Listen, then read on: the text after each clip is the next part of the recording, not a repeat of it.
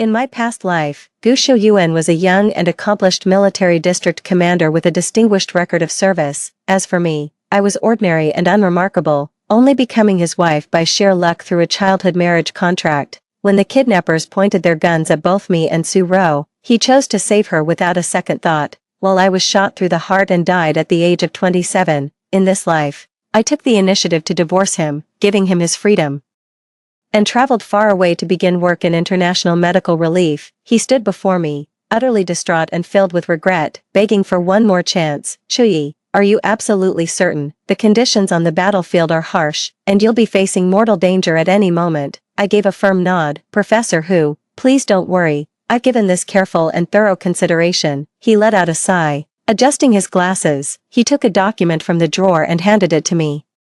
This is the agreement for the International Medical Relief Team. Once you sign, there's no going back. In 1 month, someone will come to pick you up and you'll leave together. After signing, I walked out of Mr. Hu's office and looked down at my slightly swollen belly. For a moment, I felt dazed. In my past life, I married Gu Shouyuan when I was just 20. He was stationed far away with the army, so I stayed home alone, caring for his parents and our daughter. Later, he brought home a young woman. He said, "This is Su Ro. I owe her my life. She's a savior to our whole family. Chuyi, you must treat her well." Su Ro was beautiful, gentle, and highly competent at her work. Gu Shouyuan helped her find a job as his personal secretary. They were seen together constantly, and those unaware of the true situation mistakenly thought they were a couple, praising them as a match made in heaven. She also charmed Gu Shouyuan's parents, who were absolutely delighted with her. One evening after dinner, while I was washing dishes in the kitchen, I happened to see Gu's mother patting her hand and saying wistfully, "If only Sharo were my daughter-in-law. You and Shouyuan are such a perfect match, a real case of beauty and brains. It's just a shame fate brought you together a little too late." Su Ro gave a coy, triumphant smile and glanced pointedly in my direction. Even our daughter had become her devoted fan, convinced I couldn't measure up to her in any way.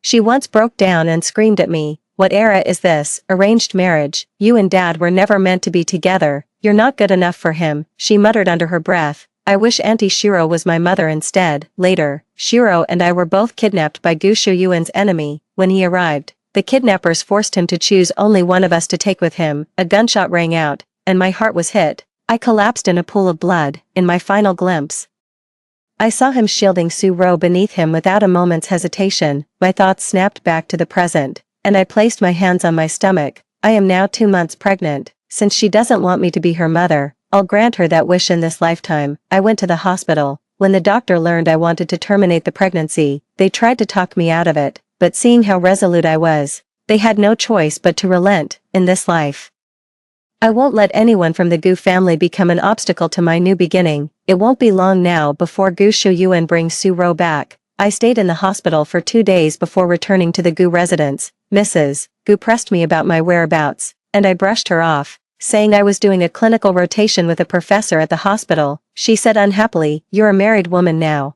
You should stay home and take care of us properly, not keep running off to the hospital.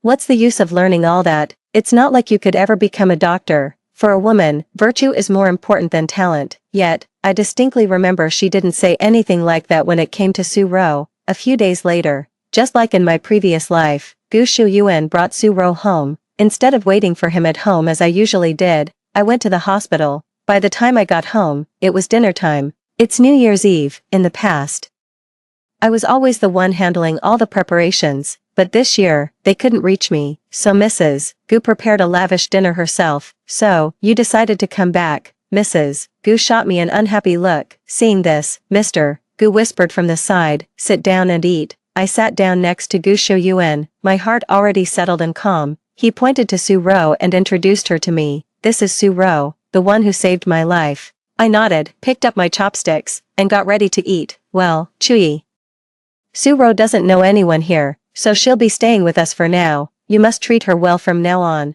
I picked up a piece of braised pork and put it in my bowl, then looked up to meet his gaze. "Axiu, there's no need to trouble Chuyi. From now on, I'll take care of everyone. Don't you know what I'm capable of? I'll make sure Uncle and Auntie are well looked after. You can count on me," she said to Gu Shouyuan with a teasing smile. "Oh, you're such a sweet talker.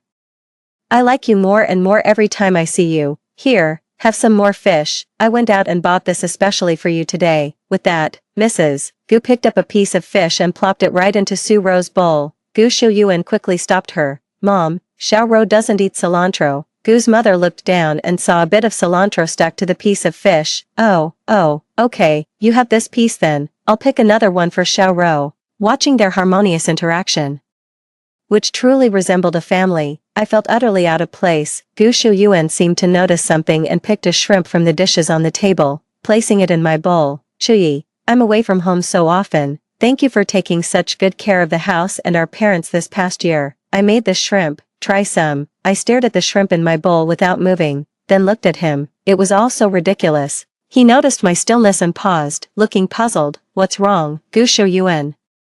"I'm allergic to shrimp, didn't you know that?" Hearing this, he froze. Mrs. Gu broke the silence. "What's all this fuss about an allergy? In the old days, people would have been grateful to have food like this. Don't ruin everyone's New Year's mood." This version of Mrs. Gu seemed like a completely different person from the one who had just been speaking to Su-Ro. The favoritism was so blatant, and in my past life, I actually put up with it all for that man. Gu Shuyuan, diligently and meekly taking care of his sick mother for 5 whole years. I must have been out of my mind. I threw down my chopsticks and stood up, staring straight at Mother Gu as I enunciated each word clearly. "Mom, if you're ignorant, I can educate you. Forcing someone to eat something you know they're allergic to, if it causes a severe reaction like anaphylactic shock, that's tantamount to attempted murder." "Shinchuyi, how dare you speak to your mother like that?" Father Gu, who had been pretending to be invisible, finally couldn't keep up the act any longer and snapped at me. "Apologize to your mother this instant." I laughed. "My mother? What mother? She's been dead for years. In fact, if I remember correctly, she died saving your life." At my words, Mr. Gu's expression went blank for a moment. He fell silent and sat back down.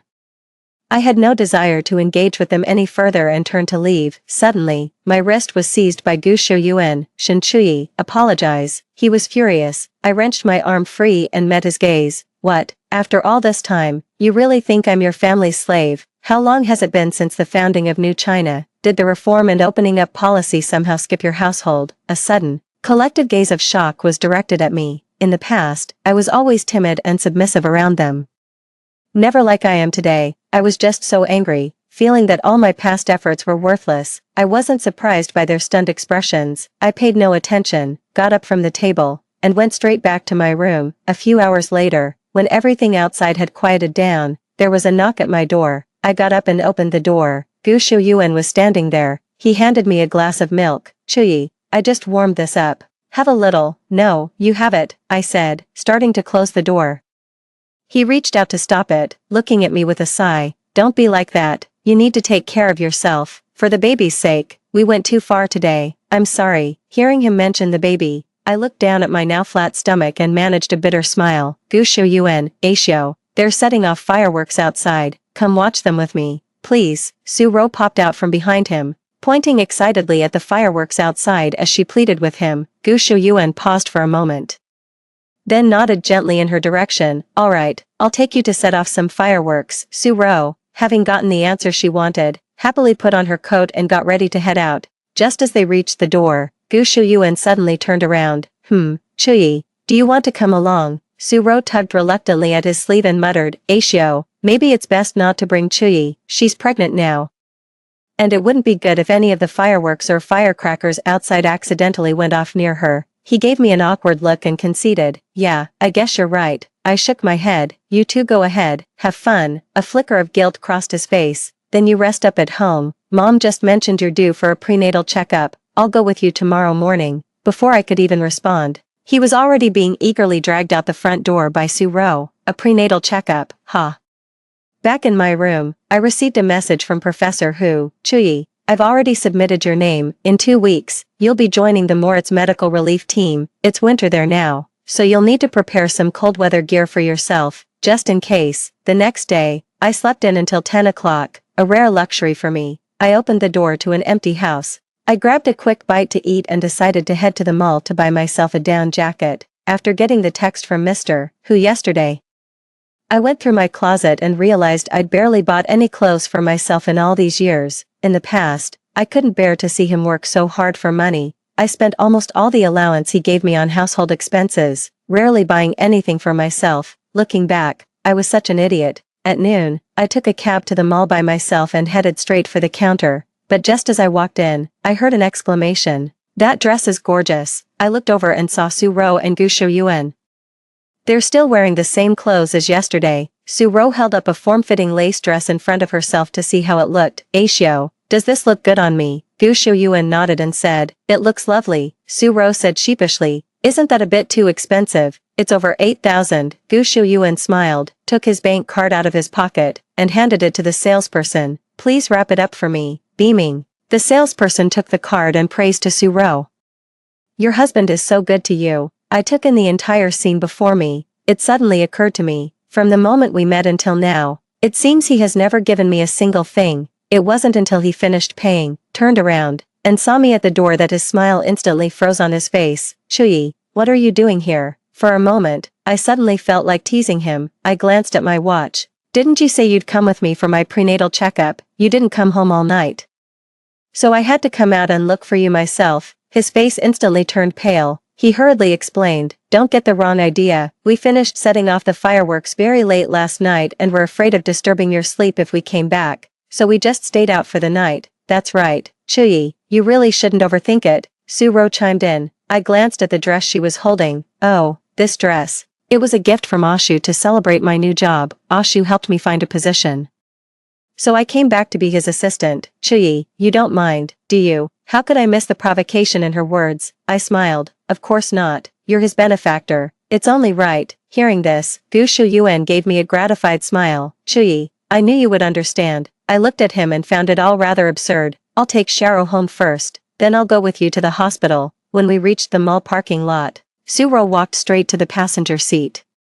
She pulled open the car door and slid in with practiced ease. Gu Shou-yuan started the engine and, seeing I hadn't gotten in yet, called out to me, "Get in." I glanced at the pile of stuff in the back seat. He snapped out of his daze, scrambling to his feet to tidy up. "Oh dear, I forgot Axiu bought me so much. It's completely packed." I told him I didn't need this much, but he still thinks I'm lacking in this and that. Sometimes, I just can't win an argument with him, Su-ro said, her complaint sounding more like a boast. For a moment, even I felt a little disoriented. Between the two of them, was I the superfluous third wheel? After tidying up, Gu Shou-yuan stood before me, looking somewhat awkward. "Chuyi," he said, "after the prenatal checkup, let me go with you to buy some things. It's the new year, you should get yourself something new." I don't know if he said that out of guilt or something else, but I wasn't the least bit moved. I pulled the car door open and got in.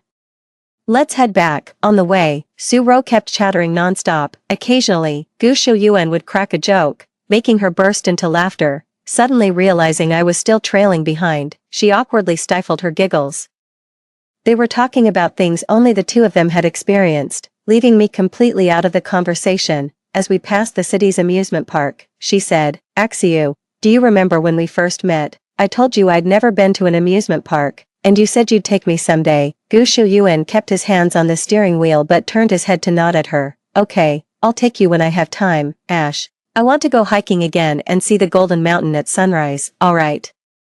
I'll go with you, Ash. I feel like having roast duck tonight." "Sure, I'll go buy some for you tonight." It was at this moment that I finally understood. So, Gu Shou-yuan was actually this kind and considerate. I had never seen this side of him, never even known it existed. Thinking back on all the excuses I made for his coldness towards me, I just feel utterly humiliated. Every word they said felt like a mockery, as if my very presence here was a joke. Su-ro turned around from the front seat and looked at me, feigning an apology. "Chuyi, sorry about that. I forgot you were here too. This is just how Axiu and I usually are with each other. Don't mind us." When we got home, both of Gu's father and mother had already returned. Upon seeing me, Gu's mother scolded, "You're pregnant and still running around all day. It's fine if something happens to you, but don't you dare let anything happen to my precious grandson." Gu's father chimed in, "Listen, Chuyi, you should just give up on this idea of becoming a doctor. You're simply not cut out for it. Just stay home, take good care of the child and look after us properly. Stop making a fuss." Gu Shou-yuan was changing his shoes by the door and chimed in, "That's right, Chuyi, listen to mom and dad. Don't go to the hospital. A woman doesn't need to work." I looked past him at Su-ro and asked, "Oh, then why are you finding a job for Su-ro?" He paused for a moment before answering, Xiaoro is different from you, she's more independent. Besides, her job is as my assistant, so she can be with me anytime. Then how about letting me be your assistant instead? My words left everyone in the room stunned, their expressions a mix of shock and disbelief. What's the problem? We're husband and wife. Wouldn't it be perfectly reasonable for me to be your assistant and be with you every day? Chuyi. Don't be ridiculous, Gu Shouyuan said with a sigh of resignation. Ridiculous? You think I'm the one being ridiculous, Chuyi? Are you angry with Axiu because of me? If you dislike me this much, I'll just leave. Su Ro, who had been quiet all along, suddenly burst into tears. With that, she bent down to grab her bag and made to walk out. Gu Shouyuan and Gu's mother quickly reached out to stop her. Xiaoro, please don't go. Axiu, I can't be the reason your family falls apart. I know she hates me. I'll just leave. Chuyi doesn't mean that, right? Gu Shouyuan pulled her around, looking at me for a nod of agreement. I smiled. That's exactly what I mean. Gu Shouyuan, this house can only have one of us, me or Su Ro. His hand froze. He looked at me in surprise. His voice was full of disappointment. What's wrong with you? You weren't like this before. I didn't want to waste any more words on him. Gu Shouyuan, let's get a divorce. Since you can't bear to part with Su Ro, I'll set you free. With a loud crash, Father Gu smashed the teacup on the floor. This is preposterous. If you two get a divorce, what will the neighbors think of me? Let her leave then. I'd like to see where she thinks she can go without us. She's pregnant. Who else would ever want her now? Gu's mother shrieked at me, hopping with rage while clutching Su Ro's hand. I shot her a glance, her shrill squawking already making my head spin. Hearing this, Gu Shouyuan thought his mother had a point. She's right, Chuyi. Where would you go without us? Don't talk nonsense in the heat of the moment. You're carrying our child. Don't act on a reckless impulse. He reached out to grab me. I took a step back, putting distance between us. Children, you still have the nerve to expect me to raise your family and bear your heirs without a single complaint, then spend my life serving your selfish lot. Even a slave didn't have it this bad, did they? I've already terminated the pregnancy, so just drop it. I pulled the report of my abortion from my bag and threw it at them. Mrs. Gu frantically picked it up. After reading it, her face turned even paler. Clutching her chest, she yelled at me, Shen Chuyi, you, how dare you get rid of my grandson? How dare I? Because it was growing inside my body. With that, I turned my gaze to Su Ro, who had just been looking utterly frail. If you're so desperate for a grandson, why not just have Su Ro give you one? Wouldn't that serve the same purpose? Chuyi, don't talk nonsense. Xiaoro and I are not in that kind of relationship. Gu Shouyuan snapped. Oh, that's right, I forgot. I seem to have accidentally heard before that Miss Su is unable to conceive, so, she really can't have a child for you. In my past life, I had inadvertently come across Su Ro's medical report. She looked at me in disbelief. You, how did you know? Mrs. Gu immediately burst into loud, heart-wrenching sobs. Seeing this, Mr. Gu and Gu Shouyuan finally truly believed I wasn't lying to them. He snatched the report out of her hands. His mouth opened and closed, and it was a long moment before he managed to speak. You really got rid of it, old mister. Gu was so furious he slumped to the floor. He kept pounding his cane against the ground, a disgrace to the family. In the midst of the chaos, I grabbed my suitcase and tried to leave. Gu Shouyuan chased me to the doorway and blocked my path. Chuyi, please stop this, okay?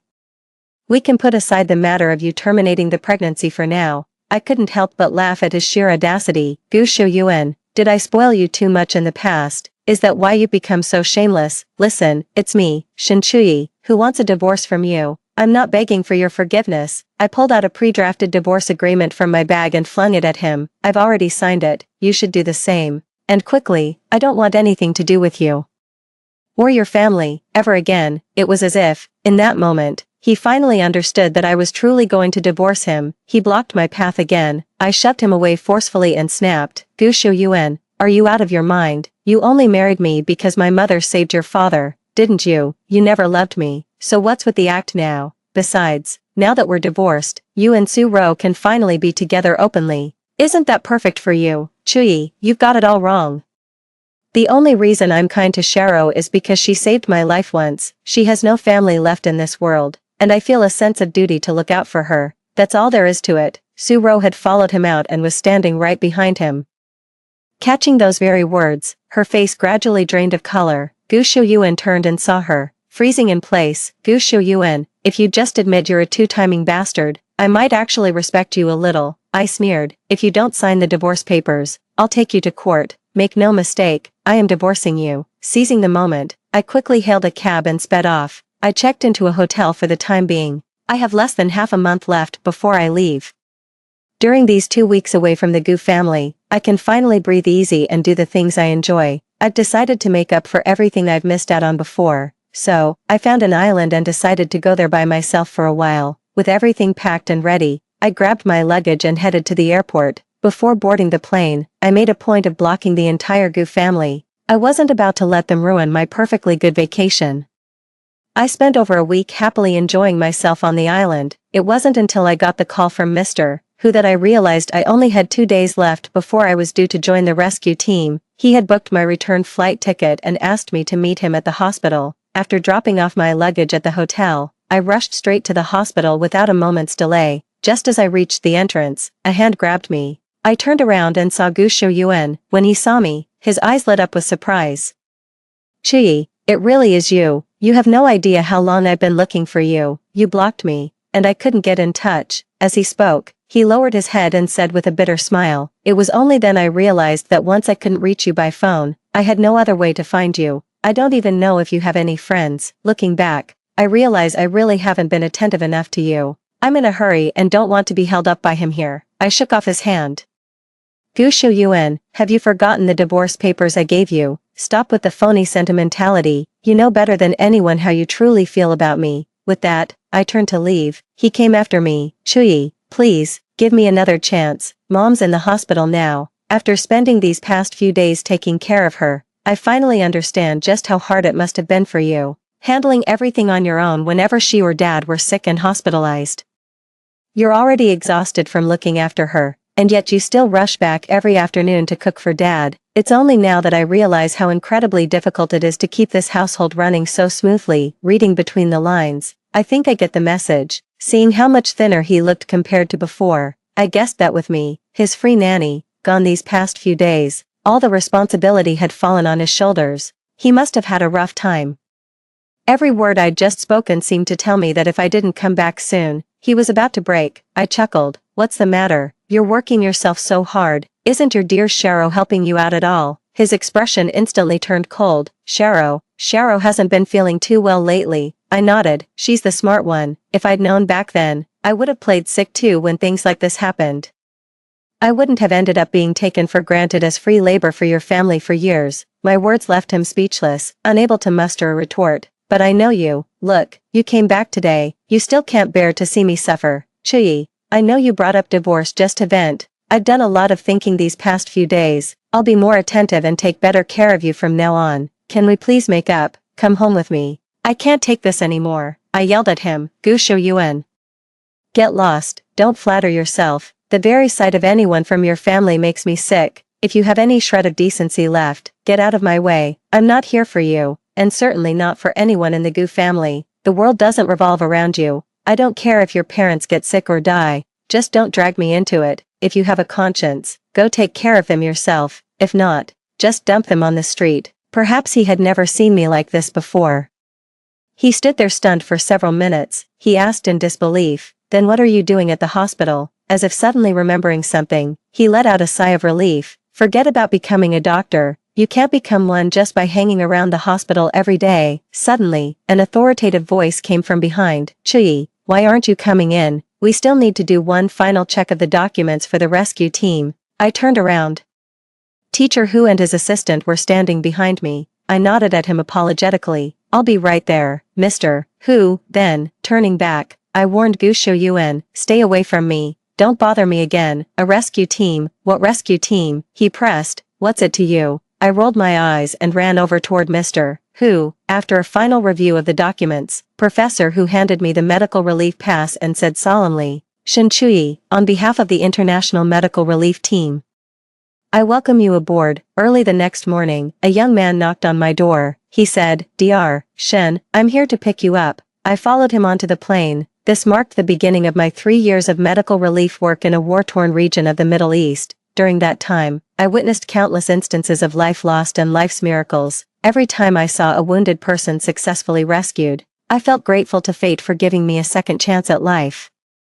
And I was thankful I hadn't squandered that chance on things unworthy. 3 years later, I received a phone call from Professor Hu. He said, "There's an opportunity to study in Germany, but it would take 4 years. Are you willing to go?" I glanced at the ruins and the wounded behind me. My medical skills weren't yet fully refined. With Germany's advanced healthcare system, studying there would undoubtedly make me a much more proficient doctor. I nodded in agreement. "I'll go."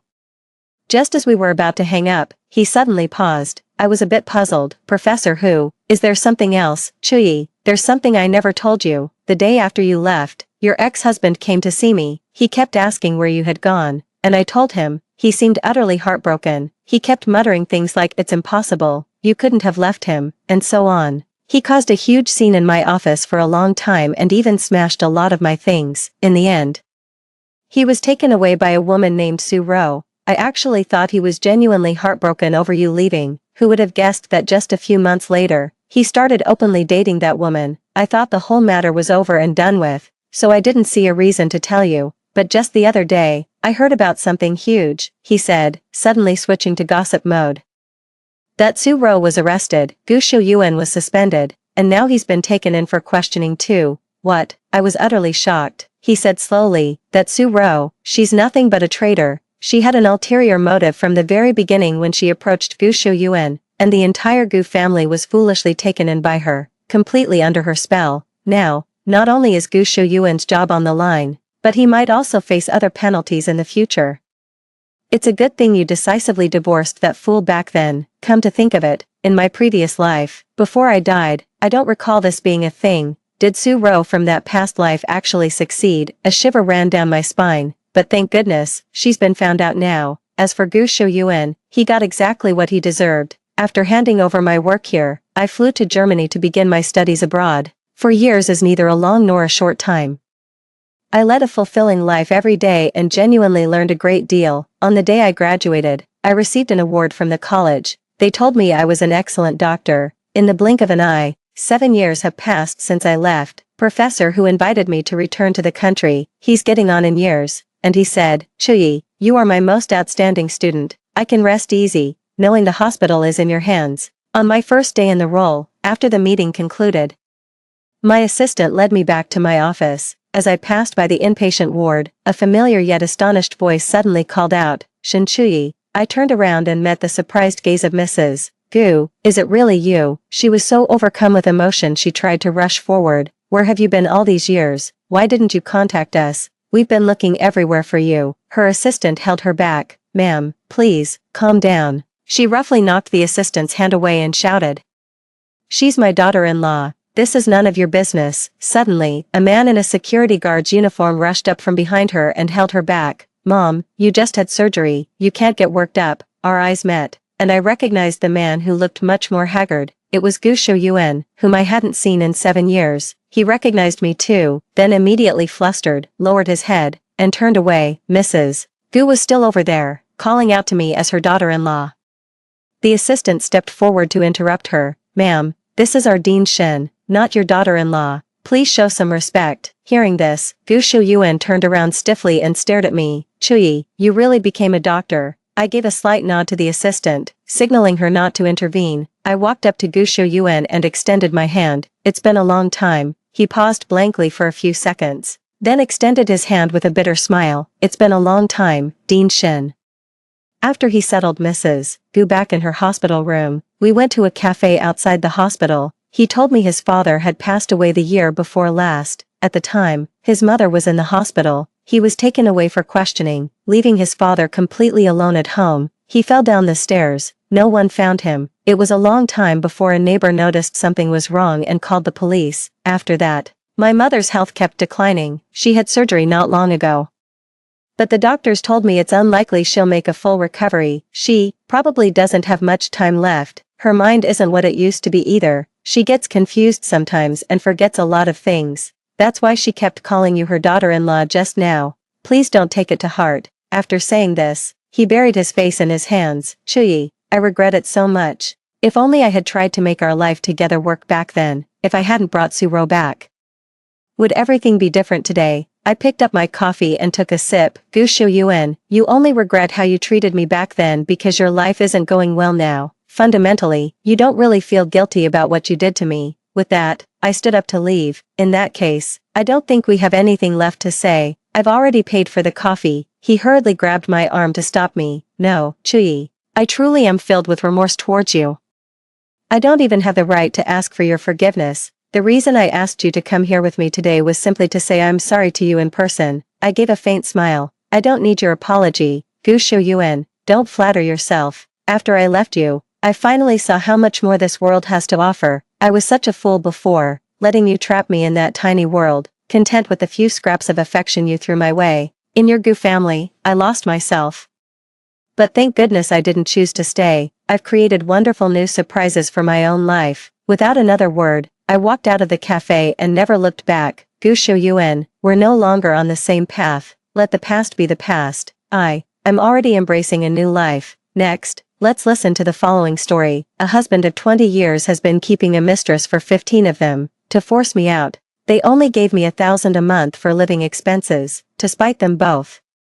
I stubbornly raised our 2 sons alone. In the end, I met my demise from overwork. When I opened my eyes again, I had somehow gone back to the day I first demanded a divorce from him. Both sons insisted on following their father. I knew it. My son has been reborn too. When I opened my eyes again, my vision went dark before slowly clearing. The scene of utter chaos before me left me stunned for a good 10 seconds before I remembered where I was. Isn't this the house Zhao and I bought when we got married? Later, he secretly sold the house and forced me and our 2 sons out, leaving us to rent a dilapidated ground-floor apartment in an urban village. We ended up living there for over a decade. I touched the wound on my forehead, trying to remember which day this was. On this day in my past life, I first discovered Zhao was having an affair. I was devastated and got into a physical fight with him. He shoved me, and I hit my forehead on the coffee table, falling unconscious. I was lucky to survive. When I came to, I insisted on a divorce, but all his relatives talked me out of it, saying, "Let it go. Isn't this how every family gets by?" My older sister from my maiden family couldn't stand to see it. She said she would come to the other province to bring me home, assuring me there would always be a place for me there.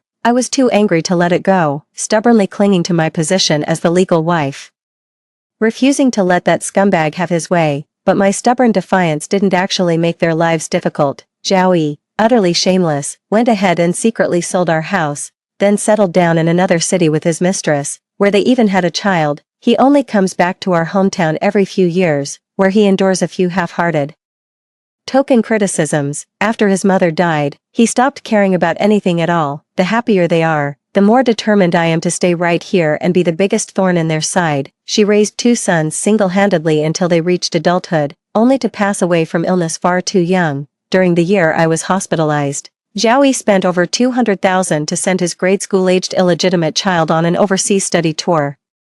Yet he refused to pay for our son's university living expenses. With that thought, I pushed myself up from the floor and slowly walked to the mirror. A wry smile touched my lips as I saw the gash on my temple. It wasn't enough. I glanced around, picked up a glass from the side, and smashed it against the wound once more. Finally satisfied, I smiled at the sight of the fresh, flowing blood, and so, with blood streaming down my head, I ran out of the house in a frantic, helpless panic. This time, I wasn't going to just sit there and let myself burn to death in that hellhole. The moment I stepped outside, I ran into an elderly neighbor from our complex. The second I saw her, my face a mask of terror, I screamed, "Help, help me, my husband is trying to kill me." The auntie was no pushover. She gasped, "What?" and pulled me into a hug. Don't panic, he wouldn't dare. I'll call the police right now." "Tell me what happened." Seeing the eager, gossip-hungry excitement beneath her worried expression, I quickly buried my face in her shoulder to cry, terrified my smirk would give me away. "I can't go on living. That bastard cheated on me. He said I should make way for that woman, or he'd kill me." I gave the Zhao family 2 sons. I've waited on him hand and foot for years, and never get a word of thanks, and now he wants to buy a house for that woman on the side. I wept and wailed, beating my chest in despair. My face was a mess of tears and blood, a truly pitiful sight. I had no doubt about that auntie's ability to spread the word. She would tell the story even more vividly than I could. The police arrived soon after. My eyes lit up, and I grabbed the officer's hand, launching into another bout of sobbing. "Officer, you have to help me." The policewoman first took me to get my wounds treated. Then we headed back to the station to give my statement. Before long, Zhao, who had been summoned appeared in the station lobby with a dark scowl on his face. The moment he saw the officers, he immediately put on an ingratiating smile. "Officers, my apologies, it was just a marital spat, nothing serious, sorry for the trouble." The young policewoman taking my statement was furious. She slammed her hand on the table. "You know damn well if it was a spat or domestic violence." He, for his part, was utterly brazen and unafraid. "I also understand that when a couple argues, mediation is the primary goal." After finishing his statement, Joey came out, bowing and scraping with an ingratiating smile. "Yes, of course, I'll definitely change. You're absolutely right to correct me." But the moment he turned to face me, his expression instantly changed. His eyes filled with malice. A smirk played on my lips before I collapsed in front of everyone. After the hospital checkup was done, thanks to my stellar acting, I was handed a diagnosis of suspected brainstem injury. I knew it then. The divorce was in the bag. Even though Joey was furious, he didn't dare lay a hand on me now. We made it back home without further incident. What awaited me was a full-blown family tribunal. The next day, around 1 in the afternoon, the entire Zhao family showed up at our door. The moment she stepped inside, Zhao Yi's sister, my sister-in-law, took one look at the bowl in my hand and her face instantly darkened with disapproval. "Lin Xin," she snapped, "my brother works his fingers to the bone to support you. All you do is stay home, cook a little, and clean a little, and now that we're here, there's not a bite to eat or even a drop of water to drink." They manipulated me the same way in my past life, before I discovered Zhao Yi's betrayal. He did give me 3,000 yuan each month for household expenses. That 3,000 yuan had to cover our two sons' weekly allowances, all the household groceries and utilities, and any social obligations like weddings or funerals. It required careful budgeting, but it was just enough to get by without feeling pinched, so I bought into that brainwashing too, believing that Zhao Yi was the sole provider for everything in this household. But looking back now, every single thing in this house, from the major appliances down to the rice, flour, and cooking oil, were all bargain items I scrambled to buy, sacrificing sleep morning and night. If I weren't the one managing the household expenses, Zhao Yi would be smoking 50 yuan packs of cigarettes. How would 3,000 yuan ever be enough? And not a single cent of it was ever spent on myself. I slurped up the last few noodles from my bowl, set the bowl and chopsticks down with a loud clack, and wiped my mouth. "Sister-in-law, you showed up without a word. What was I supposed to cook for you?" I pursed my lips, gesturing toward the trash can. "And I can't even offer you a drink of water. Zhao Yi smashed up the whole place yesterday. This cut on my head, that's from a cup he threw." "Sis, I'm running this whole household on just 3,000 a month. Last year, for your second child, I gave you 1,200, my birthday, my hospital stay. Wasn't there a single occasion you could have returned the favor?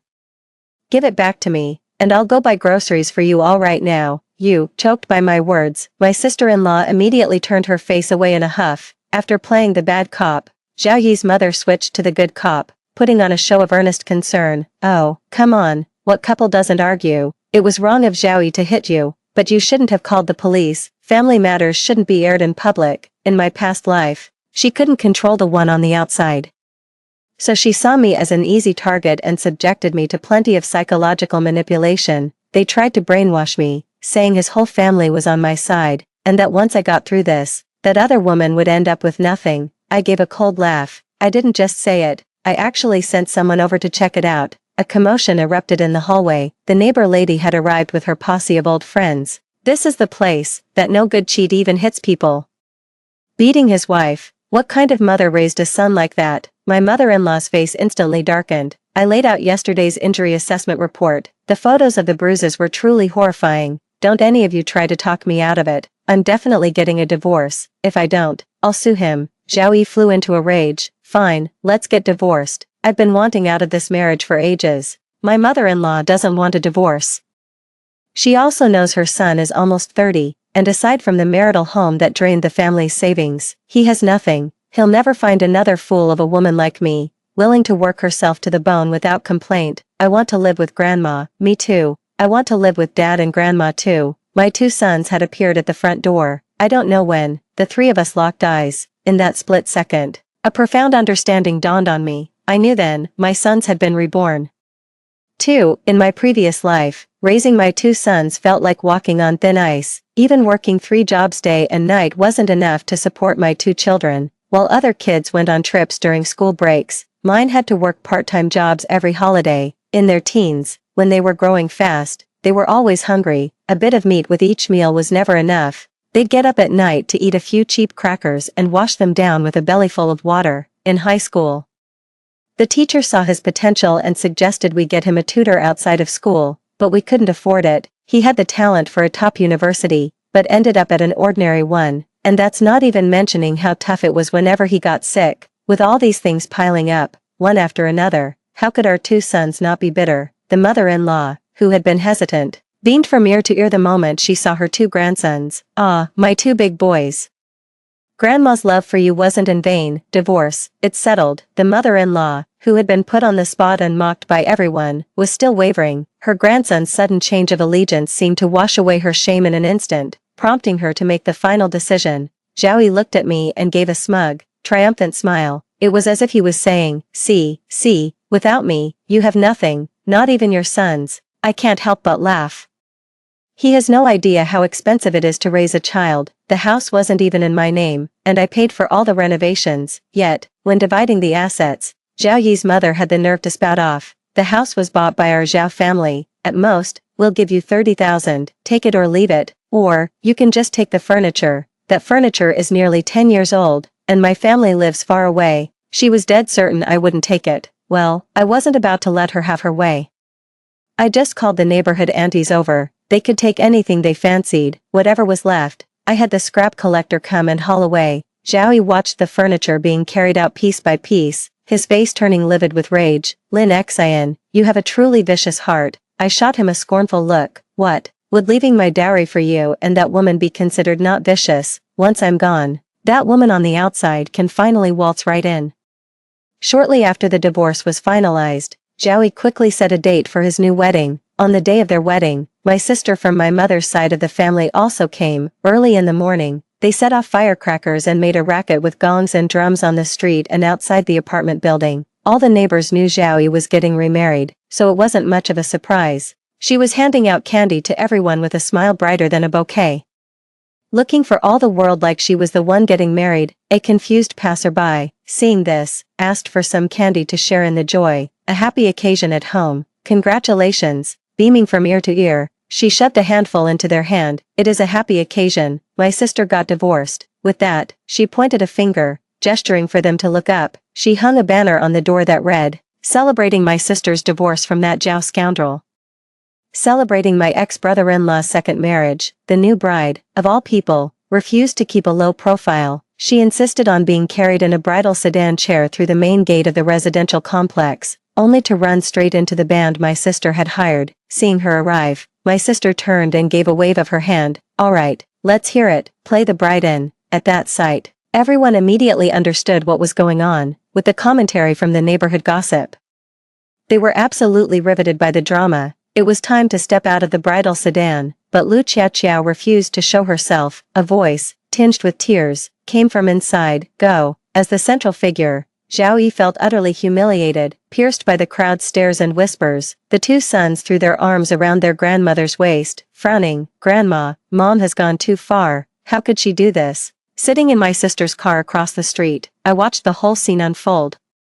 And a lump formed in my throat. At that moment, I remembered the time in my previous life, just before my wedding, when my sister came to my room, held my hand with a face full of worry. She said, Xin, you were such a good, obedient child. Why won't you listen now? You insist on marrying so far away. If you're mistreated there, your family won't be able to help you." Back then, I didn't understand. I couldn't comprehend the sorrow in her eyes. It's only now I realize that the bond of blood is the one thing you can never truly sever. Even though I've left, the favors I did for my aunties weren't for nothing. They promised to keep an eye on my 2 sons, to see if they're being mistreated, and to report back to me regularly. I hadn't even been gone 2 days, barely settled into a quiet life at home, when my aunt came to vent to me. "Shaolin," she said, "that new wife Zhao Yi married is a real piece of work. She goes on about how a woman should be pampered, not treated like a housemaid. Zhao Yi has to cook for her every day after work. If he gets off late, they just eat out." My aunt stood up for me, and hearing that made me really happy. Zhao Yi's new wife is named Lu Qiaoqiao. She stopped her education after high school, started working early, and is only 21 this year. Her social circle wasn't high enough to meet any truly eligible men, so when she met Zhao Yi who owned a home, She thought he was a great catch and couldn't wait to marry him. Although Lu Xiaoqiao isn't a stunning beauty, her youth and knack for acting cute are her winning qualities. Zhao Yi is all too happy to spoil her and spend money, but he never stops to consider whether his wallet can actually keep up. He can manage cooking for a week, but there's no way he could keep it up for a whole month, especially since when I was home, I took care of everything and spared him any worry. How could he possibly handle this kind of hardship? Sure enough, it wasn't long before my aunt told me, with a look of pure schadenfreude, that Zhao Yi had been going grocery shopping every single day. He doesn't get it. The best produce requires an early start to snag, and the real bargains are all about timing and seizing the opportunity, yet, he seems to relish it all.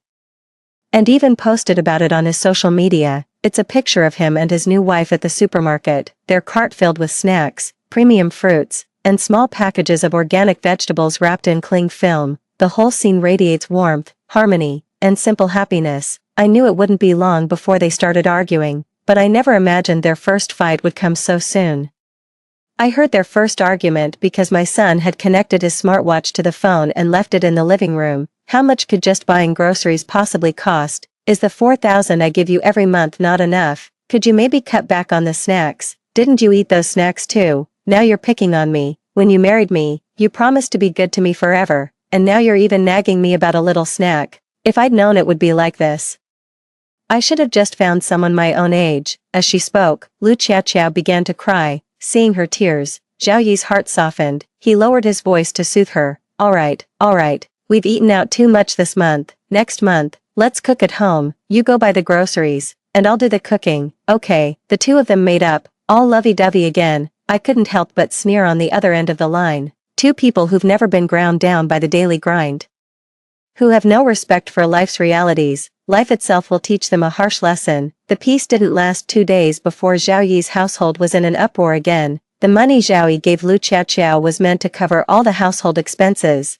but she thought the money needed for the two children's board and lodging at school was just a week's allowance. Little did she know, when boarding school kids returned on Sundays, their families would always pack extra snacks, fruit, and milk for them to have between meals. Naturally, the two boys never brought it up with her, nor did they bother Zhao Yi about it. They would just hang their heads in silence when their classmates asked why they never had any snacks or fruit. When the other kids mentioned at home that the Zhao brothers had no fruit or milk and had to share others, their parents immediately understood the situation. The neighborhood aunties, out walking their grandchildren, would run into Zhao Yi, half joking, half admonishing. They'd say, Zhao, you know what they say, a stepmother makes a stepfather. If you can't manage, maybe you should send the boys to live with their mother. Zhao Yi got an earful again, and he was absolutely furious. He was fed up with cooking too. After giving Lu Xiaoqiao a good telling off, he dumped all the household chores on her. He put a nice spin on it, saying that since money was tight, he'd just work more overtime,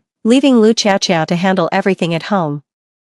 Then he started brainwashing her again. Just look at your girlfriends from the group chat, the ones still working in factories, living in dorms, or renting places. None of them have it as good as you do. Just look at you. You live in a big house in town, you don't have to get up early, and all you do is cook. This family is really good at that old carrot and stick routine. They used to gaslight me, and now they're doing the same thing to Lu Xiaoqiao. To put it bluntly, they're just selfish and only care about themselves. Before we knew it, the new year had arrived. In her past life, Lu Xiaoqiao's obsession was for Zhao Yi to take her home and gain his mother's approval, rather than remaining a woman with no official standing. Now that she has gotten her wish and become the legitimate daughter-in-law of the Zhao family, she genuinely considers herself a part of the clan, making her all the more susceptible to their brainwashing and emotional manipulation. On New Year's Eve, Zhao Yi video called me. I answered, and the faces that appeared on screen were those of my two very reluctant sons. Before I could even speak, my mother-in-law chimed in with a smile. Oh, these two kids, it's only right to wish your mother a happy new year. Why the reluctance? I've spoiled them, that's all. Lin Xian, don't mind them. Zhao Yi also put on an act and chimed in from the side. That's right, Zhao Han, Zhao Hao. Wish your mom a happy new year. And I'll give you both a big red envelope. Watching the smug expressions of Zhao Yi and his family on my phone screen, I was absolutely delighted. My son's acting is superb. The more distant they are from me, the more they become part of the Zhao family, and the easier it will be for them to turn that household upside down. My son reluctantly muttered Happy New Year to me before quickly turning away. Yet the Zhaos felt it reflected well on them, beaming as they said their goodbyes. Hearing the background offer, "Here, 200 each for the boys," I also smiled and bid them farewell. Putting down my phone, I met my mother's look of utter disdain at the dinner table. She pursed her lips and said, "Ungrateful wretch, all that affection wasted." I smiled, putting a piece of meat in her bowl to console her. "All right, they'll understand when they're older." Then, changing the subject, I asked her, "Is Uncle Lou starting a factory? Do you think I should go help out?" Mother was taken aback. "How did you know that?" Of course I knew. In my past life, my mother also asked if I wanted to earn some extra money. To be honest, the pay wasn't bad. It would have added up to more than Zhao Yi's monthly salary, but Zhao Yi was against it. He thought it was better for me to stay home and take care of the housework properly, so I just let it go. Who would have thought that later on, Uncle Lou's factory would take off and grow bigger and bigger? Those early employees who worked overtime and stuck with the factory through tough times all got company shares, with annual dividends amounting to tens of thousands. With their own income, those housewives all started holding their heads high at home. Day after day, I had to listen to Zhao Yi's nagging. "If you had been more diligent and gone to work, you'd be getting dividends now, and things at home wouldn't be so tough." After he kicked me out of the house, surviving on just 1,000 yuan. My regret was overwhelming. My mother hesitated. "Uncle Lou did ask, but I think it's too grueling. There are hardly any workers, each one has to do the job of two." "It's fine, Mom, I can handle it. I want to earn money to support you in your old age," I said, cutting her off with a smile. Compared to the miserable life I had before, my current life is absolutely fantastic. I'm away from Zhao Yi, not burdened with kids, and just earning my own keep. At the start of the new year, I returned to the city where Zhao Yi lives and began my new job. Uncle Lou teased me, saying I worked like a starving man devouring a meal. I just smiled without saying a word. He was right. If I had managed to hold on to that job and had my own income in my previous life, I wouldn't have had to endure all the hardship that followed. Now that I've gotten it back, and knowing how hard it was to come by, I treasure it all the more. Time flew by, and before we knew it, both children had reached the 9th grade. That year, Zhao Yi's mother fell ill. In my past life, Zhao Yi and I also started living separately at this exact point. By then, Zhao Yi no longer bothered to hide his interactions with Lu Qiaqia from me. He even had the nerve to call and video chat with her right in our home. I was not only managing the household but also caring for my mother-in-law in the hospital. I finally reached my breaking point. After our relationship completely shattered, he soon went behind my back, sold the house, and threw me and our son out. Now, it was Lu Qiaqia's turn to bear it all. Nearly a year had passed, and life had long since ground the carefree young woman, who once relied on others' support, into a resentful wife. Money that was barely enough with careful budgeting. An infuriatingly manipulative stepson, and a husband who shirked all responsibility the moment he walked through the door. None of this was the married life she had envisioned. Now that her mother-in-law is ill, she has no choice but to attend to her bedside, however unwilling she may be. Forcing two people who already despise each other to share a room naturally breeds even more conflict. At this point, the mother-in-law suddenly remembered my kindness and sent Zhao Yi to ask me to look after her for a few days. I was appalled by this family's audacity, but still agreed with a smile. After all, we were once family. It's only right to lend a hand in times of trouble. It's been a year since we last met. I've been eating well, drinking well, and living with less stress, so I'm looking rosy-cheeked and much more energetic. A far cry from how he remembered me, now that I'm being so reasonable. I could see the look in his eyes change in an instant. "Lin Xian, I'm actually starting to regret this." I smiled as I saw him out, then hurriedly wiped my hands over and over with a disinfectant wipe where he had touched me. This guy is cursed when it comes to wives. Anyone who ends up with him is in for bad luck. What a jinx. When I arrived at my ex-mother-in-law's hospital room with the thermal lunchbox, she greeted me with more warmth than if I were her own daughter. "Oh, Xian, come in, come in. Have a seat." As I laid out the prepared stew and nutritious meals one by one, the other patients in the room were absolutely green with envy. "Oh my, is this your daughter? It's true what they say, nothing beats your own flesh and blood. She seems much better than that daughter-in-law who visited you the other day." I smiled without saying a word, while Zhao Yi's mother averted her gaze, looking somewhat awkward. I took the cue to smooth things over, saying, "It's only right that I call you Mom."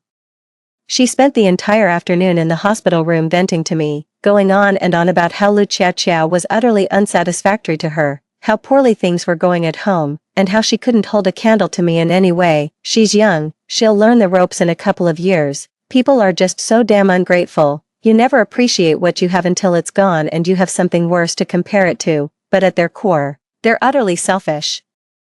The whole Zhao family is cut from the same cloth. Back when Lu Qiaoqiao and Zhao Yi were fooling around together, he liked her for her youthful energy. Zhao Yi's mother doted on her son, so even though she was reluctant, she had no choice but to go along with it. Now that they've brought her into the family and found her of no benefit to them, with her usefulness gone, they've grown to despise her. As I was leaving, Zhao Yi's mother took my hand, filled with regret, and said, "I never should have agreed to let you two part ways." Lu Qiaoqiao had only enjoyed a couple of days of peace before my son went and told her I was being cared for in the hospital. Lu Qiaoqiao flew into a rage instantly. My son texted me, telling me to get out of there fast. I retreated from the room and watched from a distance. I saw Lu Qiaoqiao storm into the ward furiously, followed by a loud smash. She must have knocked the thermos I left on the table onto the floor. "I've been waiting on your whole Zhao family hand and foot, and now you have regrets. You think Lin Xian is better. Let me tell you something, not a chance." Another round of crashing and smashing erupted from the room, giving the onlookers plenty of juicy gossip to feast on. That same day, I got a text from Zhao Yi asking if I'd be willing to get back together for the sake of the child. A reconciliation is in the cards. Just not right now, having been utterly humiliated at the hospital. Zhao Yi's mother couldn't stay there a moment longer and had to transfer, racking up yet another bill. There was no way Lu Qiaoqiao would go to take care of her again, and to avoid any suspicion, I certainly wouldn't go either. At that point, only her two eldest grandsons, after school, would take turns keeping her company for a while. He brought it up as if it were nothing, saying school required extra tutoring. How could she possibly refuse?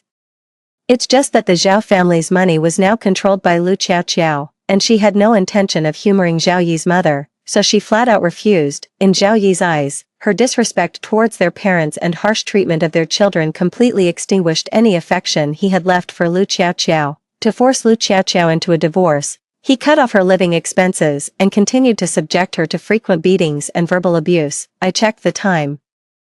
It was about time I went to see her. In the cafe, Lu Qiaoqiao sat across from me, looking completely different from when I saw her last year. Her hair was pulled back into a low ponytail, but a few stray strands had escaped at her temples, betraying the haste with which she'd tied it up before rushing out. Most telling were the dark circles under her eyes and her dull, lifeless gaze. She looked nothing like a woman in her early 20s, seeming to have aged a decade overnight. Seeing the hostility in her eyes, I smiled wryly. "We're in the same boat, you know. Both of us were fooled by Zhao Yi. You've seen it for yourself now. His words and his actions are worlds apart. Don't think I'm here to gloat. Just look at the Zhao family, that viper's nest. Do you really think I have any affection left for them? I'm trapped. My two sons are with them. This is just the way my life has to be now. You're only 22. Turn back now, and your life is still your own. You thought you married for love, but look how that turned out. If you have a child, your life will be even harder. Whether you divorce or not, the Zhao family's meager property will be split 3 ways. How much do you think your child will get? It's not worth throwing your whole life away." In her past life, this was exactly when she got pregnant. If she has that child, she'll be coming after my inheritance. Lu Qiaoqiao had a change of heart. She was the one who filed for divorce. She came into this marriage with nothing, so she'll be leaving with nothing. After losing the child, she demanded 30,000 from Zhao Yi as compensation for emotional distress. I nodded. That was the going rate. That was the price for a woman abandoned by Zhao Yi. As a woman myself, seeing Lu Qiaoqiao's pale and fragile state, a pang of sympathy stirred within me. It's just not worth it, wasting my youth on this family and ruining my health in the process. After their divorce, Zhao Yi immediately proposed getting remarried. I refused, only agreeing to return to the family but not to remarry. To show his sincerity, Zhao Yi agreed to this arrangement for the time being. Day in and day out, he handled the grocery shopping, cooking, and all the household chores. I focused on doing my job well and taking good care of my 2 sons. In my past life, I couldn't afford the tutoring classes my sons needed. Now I can, and I insist they go even if they protest. What was missing in my past life, I will make up for doubly in this one. I never ask Zhao Yi for a single penny when it comes to spending on our son. I never pry into how he spends his money, whether on groceries or daily expenses. In fact, I sometimes even dip into my own pocket to stock the fridge with nice things. Now, he's practically begging me to take charge of his finances. I still refuse. Right now, getting back together and controlling the money is like a piece of meat dangled in front of him. He'll only move forward if he wants a bite, but the moment he gets it, he'll start slacking off. Human nature is flawed, but Zhao Yi takes it to a whole new level. Ever since her last illness, Zhao Yi's mother's health has been going steadily downhill. She spends half of every month confined to her bed. She doesn't have long to live. I tended to her at her bedside more devotedly than Zhao Yi himself, and every day she hoped Zhao Yi and I would remarry soon. Mom, your health is what matters most. Let's go to the hospital for a checkup. The test results came back, and it was advanced stage lung cancer. Chemotherapy could cost hundreds of thousands and isn't even a sure cure. With just palliative care, she might only have this year left. I went to inquire about commercial insurance, and they made it clear they don't accept people who are already sick. I'd been running around everywhere for the old lady's illness, and everyone has seen it. Seeing me, the neighbor aunt asked in confusion, Shaolin, after all that family has done to you, why would you come back and jump back into the fire? Have you lost your mind? I smiled without answering. How could they possibly suspect that this seemingly foolish woman, who was diligently serving the in-laws that had wronged her, was actually plotting her revenge? Even Zhao Yi was moved. At the dinner table, his face full of remorse, he said, Lin Xian, I was such a fool before, blind to the fact that you were the only one who truly cared for me. From now on, let's live well together as a family of 4, okay? As he spoke of the depth of his feelings, his eyes welled up and tears began to fall. I watched that crocodile tear, exchanged a glance with my 2 sons, and felt not a single ripple of emotion. We all knew he wasn't truly remorseful. He was just scared that we would abandon him now, scared that I, the one who could earn a living, was doing just fine on my own. My son and I have both been reborn. We are demons clawing our way up from hell. How could we possibly soften our hearts over a few sweet words from him? The kind get bullied, just as a tame horse gets ridden. Zhao Yi's mother passed away from illness as expected. Zhao Yi and I also got our marriage certificate and remarried. That night, he held me and wept bitterly, confessing his wrongs, but I had no desire to hear any of it. I endured his insincere tears, patting his back gently. Zhao Yi, I'm terrified since Mom passed. It was so sudden. After all we've been through, we finally have a stable little home of our own. If one of us suddenly got sick, I could accept it if it was incurable. What I fear is not having the money for treatment. How about we get some insurance?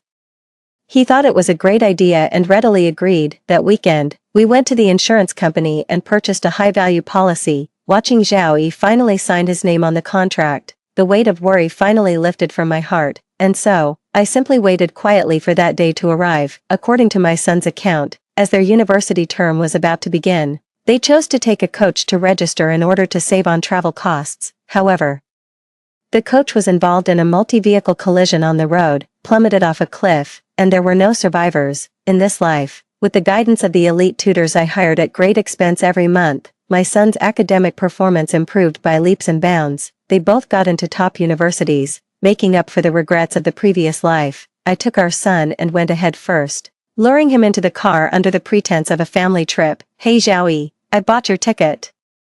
You'd better get here fast. Our son got into university. This is his only wish, and you dare to make excuses. No, this is the fastest one. You can sleep on the train overnight and you'll be here tomorrow. If I don't see you tomorrow, you're in for it, I'm telling you. The next day, the 3 of us waited in front of the TV and finally saw that news report. Just as we had hoped, the mother and her 2 children wept with joy, holding each other and crying.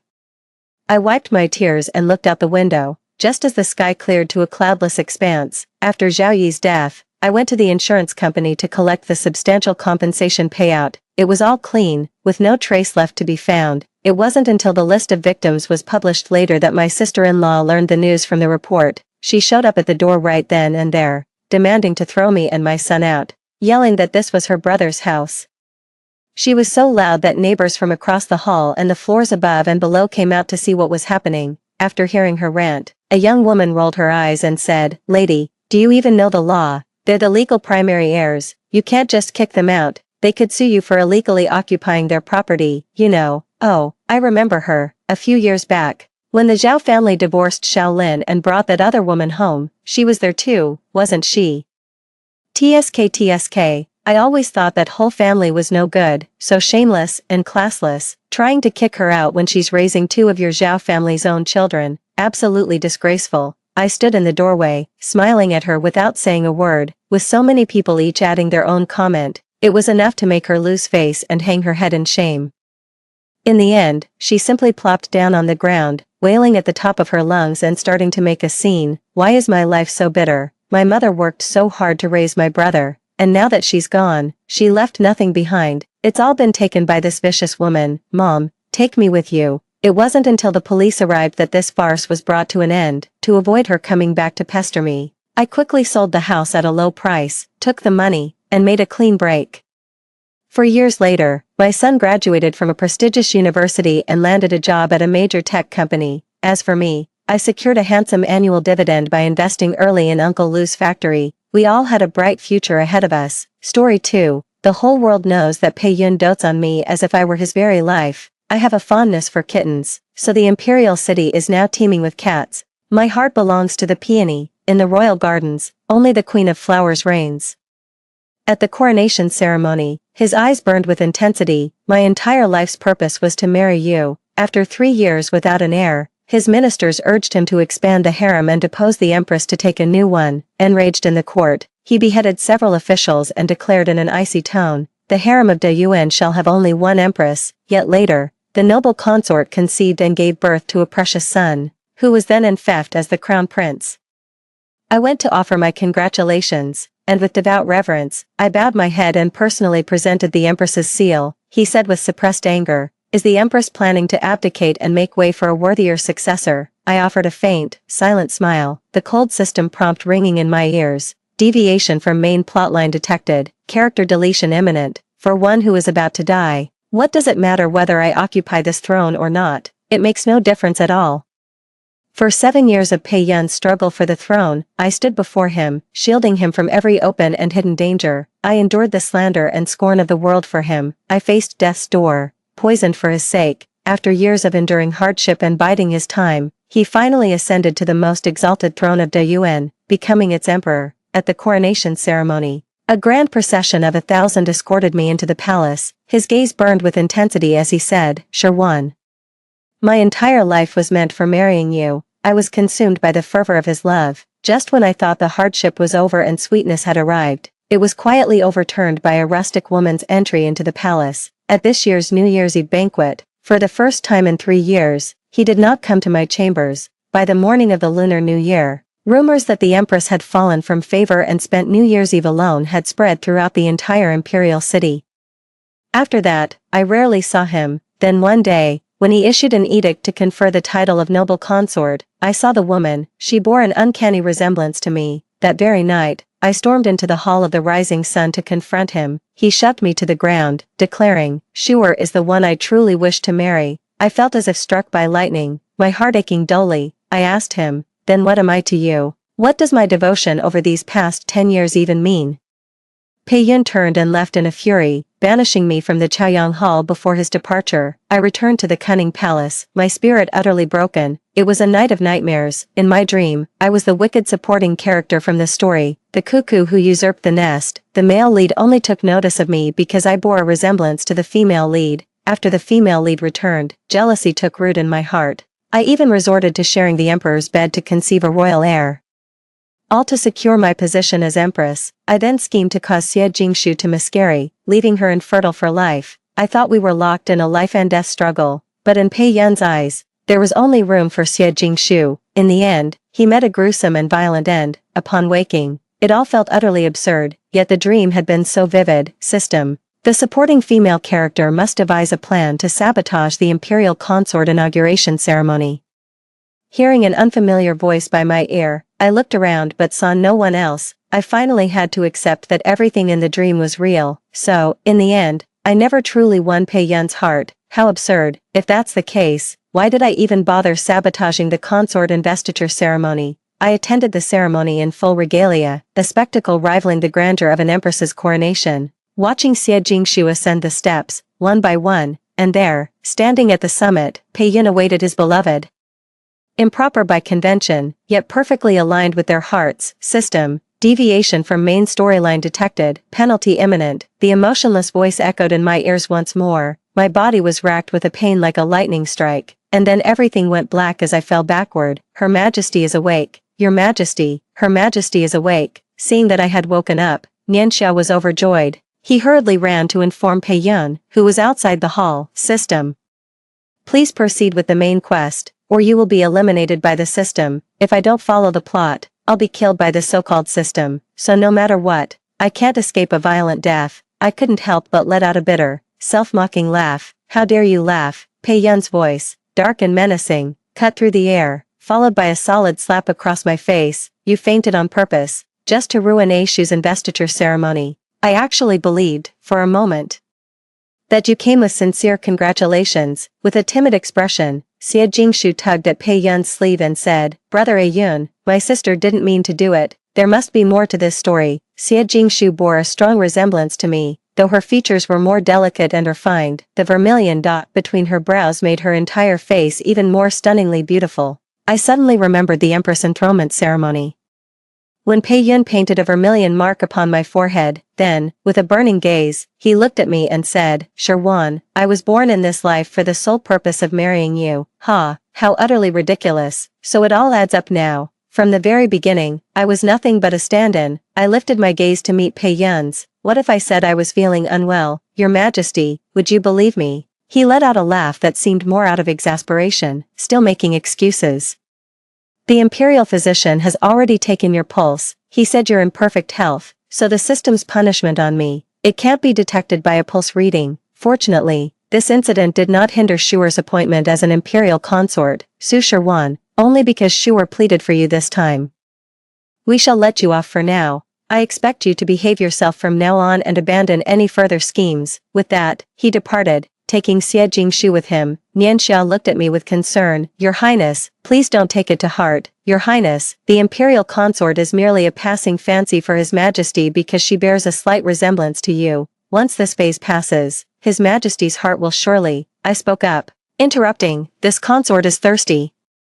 How much does she resemble me? It should be, how much do I resemble her?" I fear this position of Empress was also granted because of this face. In previous years, the peonies in the imperial garden bloomed exceptionally early. They would be in full bloom by early April. This year, however, it's already mid-April, and we've only seen a few sparse buds. I came hoping to admire the flowers, only to find nothing in bloom. The weather was lovely, so I decided to take a stroll in the imperial garden. Yun, why aren't there any other flowers in the imperial garden? It's already spring, but there isn't a single blossom in sight. We had only been walking for a short while when I heard Xie Jingshu's delicate voice. She was walking this way, arm in arm with Pei Yun. I took one look and wanted to find another way around, but Pei Yun called out to stop me. "Empress, do you not know to pay your respects upon seeing your emperor and his noble consort? Is this the conduct befitting a nation's mother?" With resignation, I turned and replied respectfully, "Your humble consort feared she might disturb your Majesty's enjoyment." Pei Yun let out a cold laugh. "At least you're aware of your own unwelcome presence. Shuer finds the imperial garden rather monotonous with only peonies. What does the Empress think?" Seeing he wouldn't let it go, she raised her head to meet his gaze. "If the noble consort finds it dull, then we shall simply plant some other varieties." This concubine agrees. "A garden of 100 flowers should indeed let all blossoms flourish together." Xie Jingshu feigned innocence, her eyes full of expectation. "I adore peonies." I lowered my gaze and remained silent. Pei Yun seemed to glance my way, then pinched Xie Jingshu's nose affectionately and said, "Uproot all the peonies, plant only peonies." Xie Jingshu giggled and playfully punched his arm. Pei Yun was not angered, but merely held her delicate hand with a besotted smile. "This humble consort is feeling unwell and must take her leave." With that, she performed a curtsy and withdrew before Pei Yun could react. The sight of their mutual affection and tender glances was truly grating to the eyes. I had only gone a short distance when a sharp, stabbing pain shot through my chest. I forced myself onward, gritting my teeth against the agony. I couldn't bear the thought of them seeing me in such a wretched state. Every peony in this garden was planted the year I entered the palace, back when he was still a prince. Pei Yun's gaze held endless tenderness whenever he looked at me. Gently smoothing the stray hairs at my temple, he said, "Sherwan, when we one day take our place in the imperial palace, I will fill the 100-flower garden with peonies for you." I looked up at him, my heart brimming with hope. "Only peonies." He reached out, drew me into his embrace, and began to gently knead my shoulders. "Of course, our Alwan only favors the peony. Then, within the imperial harem, there shall be only the national beauty, and I shall be the sole empress." After his ascension, he indeed fulfilled that promise. In a garden of 100 flowers, only the peony reigns. In an imperial harem, only the empress holds sway, that is, until Xie Jingshu arrived. Pei Yun bestowed all his favor and privileges upon her. No, it would be more accurate to say he restored them to her. It's as if our 10 years together have been erased, as if they never existed. The memories feel so recent, yet in the blink of an eye, everything has changed. The peonies in this garden, planted just for me, will be gone by tomorrow. The pain in my chest grew sharper and sharper, stealing my breath, yet, it was nothing compared to the anguish in my heart. It wasn't until nightfall that the pain began to subside. Though my face remained deathly pale, this system's punishment is truly torturous. I clutched my chest and let out a long, heavy sigh. Are you feeling unwell? Pei Yun's voice sounded by my ear, startling me. I scrambled to get up from the chaise lounge. He was simply sitting there on a nearby stool, silent and still. I had no idea how long he'd been there. When did your majesty arrive? Why are you sitting here? Pei Yun was strikingly handsome, with sharp brows, bright eyes, and a high-bridged nose. In the flickering candlelight, he possessed a certain captivating charm. Even after all these years of marriage, it still made my heart skip a beat. Since our unpleasant parting at the Morning Sun Hall, it has been a long time since we last met alone. For him to come to see me by himself, it certainly cannot be for any good reason. Pei Yun's thin lips parted slightly. I have come to inform you that the peonies will be sent to your palace tomorrow. He seemed to be struggling for words. After a long silence, he added, it was Shuer's idea.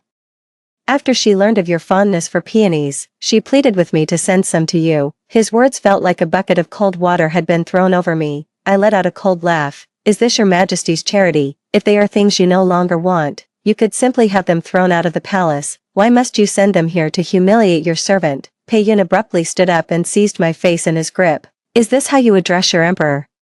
What impeccable manners from an empress. If not for Shuer's kindness in urging me to check on you, do you think I would ever willingly set foot in this cunning palace again? A bitter laugh rose within me. Shuer was all he could talk about. The very person who once couldn't bear to leave the cunning palace for a single day now claims they wouldn't set foot in this place again. Your Majesty has seen what there is to see. You may take your leave.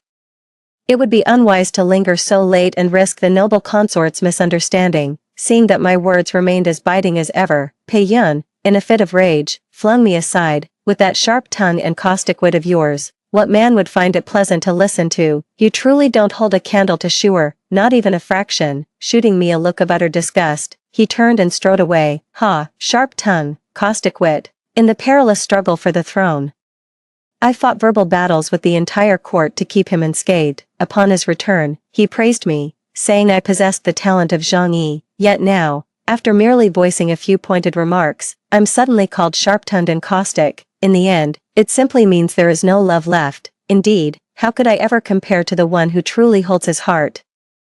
Ever since the incident at the 100 Flowers Garden, court officials have been submitting memorials one after another, urging Pei Yun to hold a selection to fill the imperial harem. Some officials even had their family members visit the palace, hinting at the matter to me repeatedly, both overtly and covertly. Thinking back now, if my father hadn't risen to the position of chancellor, Xie Jingshu would never have had to settle for the title of imperial noble consort.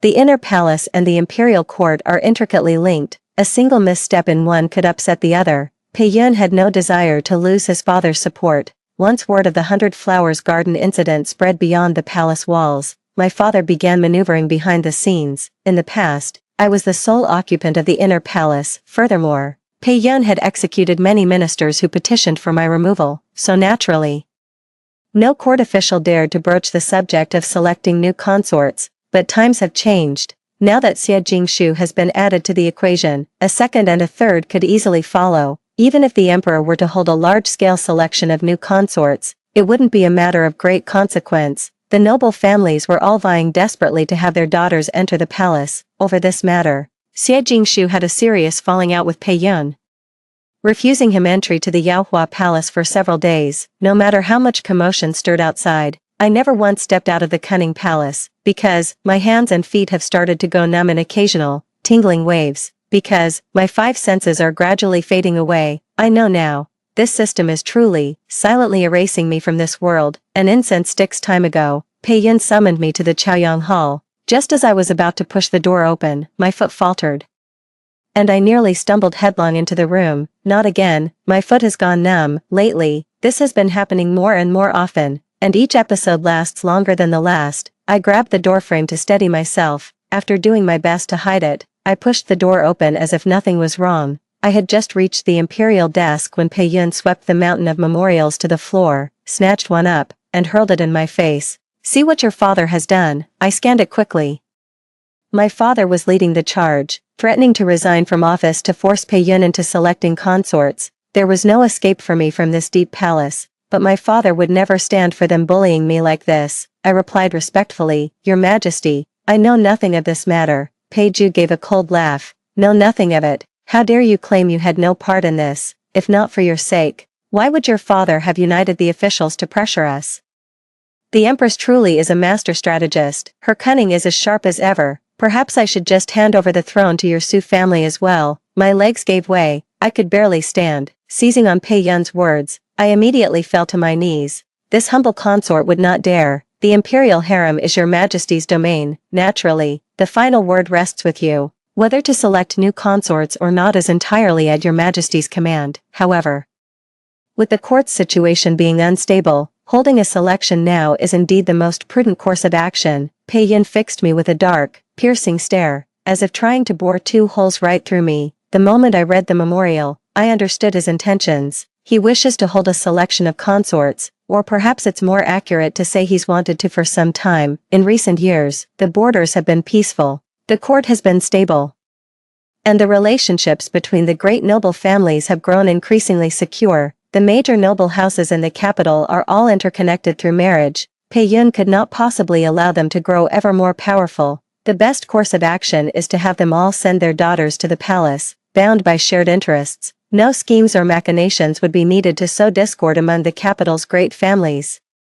It was precisely because my father discerned his intentions that he dared to act in this manner, and Pei-yun, of course, would not let such a perfect, ready-made pretext slip through his fingers. He just couldn't face Xie Jingshu, so he summoned me to take the blame, a convenient way to prove his loyalty to her. Pei-yun stared at me for a long time, saying nothing and not letting me rise. Xie Jingshu had slipped in at some point. It was impossible to tell how much she had overheard.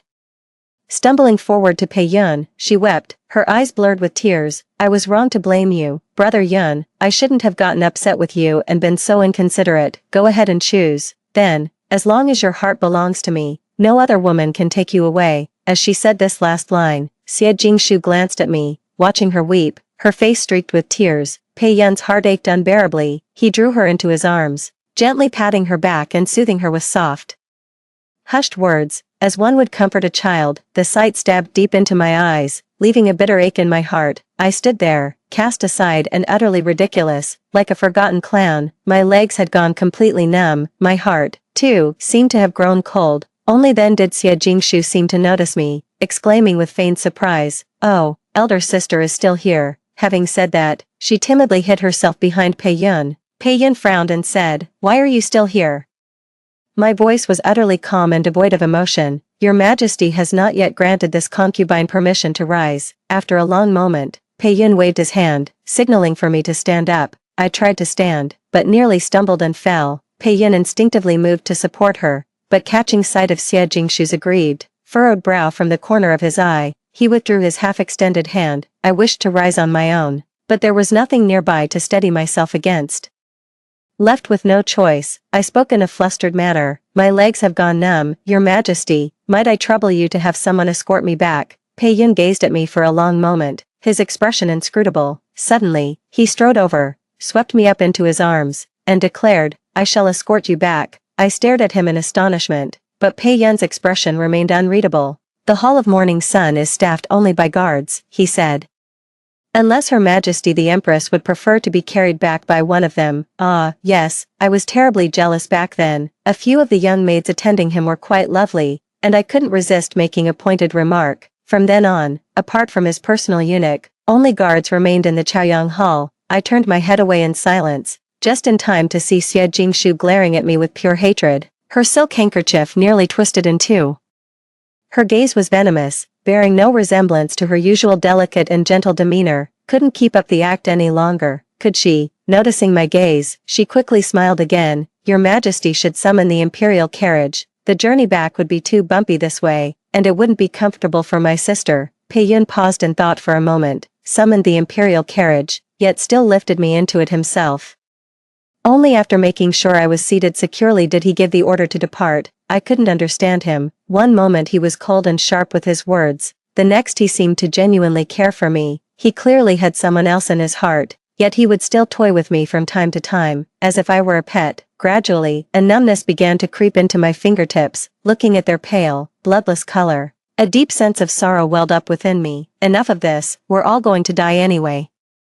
What's the point of dwelling on it? With Pei-yun's approval of the imperial consort selection, the Ministry of Rites swiftly made arrangements. Young women from noble families began flowing into the secluded courtyards of the inner palace. After each was granted her title, protocol dictated they pay their respects at the Palace of Earthly Tranquility, a whole procession of stunning beauties, each more enchanting than the last. It was enough to dazzle even my eyes, perhaps because they were young. They were all lively and talkative. For a time, the Palace of Earthly Tranquility was filled with cheerful chatter and laughter, a truly lively scene. One of the bolder ones asked me curiously, "Your Majesty, what is the Emperor like?" I smiled and answered her nonetheless. His Majesty is a man of striking presence and noble bearing, in his dealings with others, recalling the look of disgust Pei-yun had worn frequently of late. I hesitated. A clear, lovely voice chimed in. He is also exceedingly gentle in his treatment of others. It was none other than Xie Jingshu. I hope you don't mind my uninvited visit, sister. Before I could respond, she turned to the other concubines and said, His Majesty and I have known each other since childhood. If any of you sisters have questions, feel free to ask me. And just like that, she left me standing there, blending in seamlessly with the others. Anyone with a keen eye could see at a glance that Xie Jingshu bore a striking resemblance to me. The only distinct difference was the vermilion beauty mark between her brows. All sorts of glances kept darting back and forth between the two of us. What had felt like cheerful laughter moments ago now just seemed like noise to me. Xie Jingshu suggested we go to the 100 Flowers garden to admire the blooms, as the peonies were in their prime, remembering my previous unpleasant experience there. I had no desire to go. Seeing my reluctance, she stepped forward to pull at my sleeve. Sister, won't you come with us? I tried to pull my hand back, but she held it fast. You must be tired of peonies after all these years. The peonies are in full bloom now. Her face remained innocent and cheerful, but her eyes were full of calculation. I yanked my hand back with force. She let out a shriek and stumbled backward. In that split second, a sinister curve flickered across the corner of her mouth. A sense of dread washed over me. I hastily reached out to grab her, but my hand closed on empty air. I simply wasn't strong enough to make her fall. She did it on purpose. Xie Jingshu clutched her stomach, her face contorted in pain, throwing the entire hall into immediate chaos. I signaled for Nianxia to summon the imperial physician. The physician arrived promptly, followed shortly by a livid Pei-yun. I rose to my feet. Your humble consort pays respects to your majas. Before I could finish, a slap struck my face. Pei-yun struck with brutal force, knocking me to the ground with a single blow. A sudden hush fell over the hall, and the newly arrived concubines held their breath. Pei-yun stepped forward and grabbed me by the collar. You vicious woman, if anything happens to Shu'er or the child in her womb, I will have your entire Su clan executed, down to the 9th generation. A child, Xie Jingshu is with child, ha, using her own unborn child as a wager to frame me. She truly has the gall to go that far. I met Pei-yun's furious gaze and spoke, each word deliberate and slow. I did not harm her. I had no idea the imperial consort was with child, and I certainly did not push her. Everyone present can bear witness. She fell on her own. Pei-yun's gaze swept over the crowd, yet not a single soul spoke up to vouch for my innocence. He then turned to me. What more do you have to say for yourself? Empress, I argued my case with conviction. I simply did not do it. She's just a country bumpkin, not worth my time or attention. Smack, another slap, the second one, delivered just as mercilessly. Still won't admit you're wrong. The blows left my head spinning and my body growing numb. He doesn't believe me. Having been by his side for 10 years, I have always held the petty schemes and intrigues of the inner court in the utmost contempt. How could I possibly stoop to such a vile act, Your Majesty? I have walked this path by your side for a full decade. Your Majesty knows perfectly well that I am incapable of, and would never deign to, engage in such a thing. If Your Majesty insists on pinning this crime on me today, then I would rather you grant me a swift death with a cup of poisoned wine. Pei-yun roared. Am I not even allowed to reprimand you? Must you always resort to such dramatics of life and death? Who exactly are you trying to threaten, Sherwan? With your rebellious and defiant nature, you possess not a shred of the grace, gentleness, and obedience that Shuer embodies, and now you dare to plot against my heir. I deeply regret ever making you my empress. Are you even worthy of the title? So, in his heart, I am truly this despicable. I met Pei Yun's gaze, all warmth gone from my eyes. Was it not your majesty who begged me to take this throne? Pei Yun, have you forgotten that autumn hunt outside the capital all those years ago? The moment you laid eyes on me, you spurred your horse to cut me off, declaring you would have me for your wife. It was you who pleaded for my hand. It was you who begged me to be your empress. At the coronation ceremony, it was you who declared that your very life's purpose was to marry me. Pei Yun was at a loss for words, and when he spoke again, it was haltingly. That was because you saw me as nothing but a substitute for Xie Jingshu, but the words died on his lips. A profound silence fell over the hall, so deep you could hear a pin drop. The newly arrived imperial consorts had all turned deathly pale. A confrontation between the emperor and empress was a sight they would likely only witness once in their entire lives. I poured out all the resentment and grievances I had bottled up for months. In that moment, any concern for dignity was long forgotten. The man before me is no longer the unfavored prince of yesteryear, nor the foolish boy who chased after me, begging for my hand. The setting remains, but the people have changed. We are no longer who we once were, yet, until today, a few scattered hopes still lingered in my heart. Now, at this very moment, those final threads of hope have been severed. It felt as if 1,000 silver needles were piercing my heart, over and over again. Give a dog a bad name and hang him, since he's already convinced I'm the one who harmed him. Whether I did it or not makes no difference. Scalding tears fell one by one, blurring my vision until I could no longer make out Pei Yun's expression. As if remembering something, he froze completely, his body rigid. After a long moment, he shuffled half a step forward, his words caught in his throat as he seemed to want to help me up. But then Xie Jingshu let out a mournful wail. Immediately, he had no more thought for me and hurried toward the inner chamber. Nianxia, her eyes red and swollen, drew near. With a heart full of pity, she used a handkerchief to wipe the tears from my cheeks, then carefully helped me to my feet. I patted her hand reassuringly. In this vast imperial harem, she was the only one who truly cared for me. Xie Jingshu is fine, she just had a scare that disturbed the pregnancy, combined with her constant anxiety and fear. The fetal condition is unstable and she requires complete rest. Upon hearing anxiety and fear, Pei Yun fixed his gaze intently on me. In the harem, she lacks for nothing. Fine clothes, rich food, every luxury. What, besides me, could possibly cause such anxiety and fear in a favored consort like her? Pei Yun had me placed under house arrest on charges of defying the sovereign and showing disrespect before the throne. I remained alone in the frigid, desolate cold palace for a full 3 months. The empress of a nation, confined to the cold palace, what a colossal joke. My father, in alliance with the censorate, submitted a memorial of impeachment. This, however, provoked Pei Yun's fury, leading to my father and a host of officials being imprisoned for 3 months. For the past 3 months, the consequences of straying from the main plot have grown increasingly frequent. At its worst, my mind was the only part of me that remained clear. I often dream of the days I spent with Pei Yun in the past. The path to the throne was arduous, but we supported each other through it, finding joy even in the face of immense challenges. I took a poisoned sword for him, and with tears streaming down his face, he vowed, if only you recover, I would give up my claim to the throne. After his ascension, there were indeed moments of unwavering love and trust between us. In winter, we would huddle by the hearth in the cunning palace for warmth, with cats purring and rubbing against our feet in the cozy room. Or in spring, when peonies bloomed across the garden, Pei Yun would personally pick a flower and tuck it into my hair. At the banquet, Pei Yun attended to my every need with the utmost care. The wives of all the officials looked on with eyes full of envy. The first half of the dream is always blissful and perfect, but then the scene shifts, and I see Pei Yun and Xie Jingshu nestled together. Xie Jingshu leans against his chest, wearing a triumphant, gloating expression. With a sinister look, Pei Yun declares, Shuer is the one I am destined to marry in this life. You are nothing but a stand-in. Every time this happens, I jolt awake, only to find myself completely paralyzed. At first, I was terrified I was about to die, but as it happened more and more, I simply grew accustomed to it. After I was released from the cold palace, Pei Yun still confined me to the cunning palace. I was forbidden to take a single step outside.